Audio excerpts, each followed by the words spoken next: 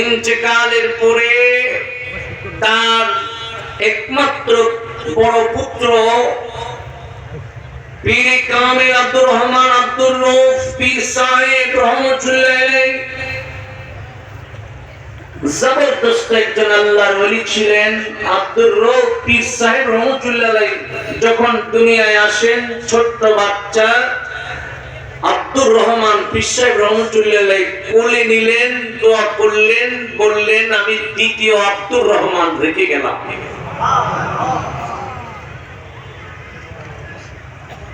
আমার দাদা জানের মুকাশাফা অন্তর্চক্ষু খোলা ছিল, অন্যায় করে তার সামনে কেউ বেঁচে যেতে পারে না।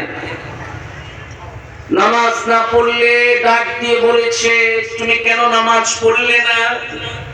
কোন ভুল বড় ধরনের ভুল করে ফেললে তাকে ডাক দিয়ে বলে ফেলছে এই ভুলটা তোমার করা তো কোনোভাবে ঠিক হয় না।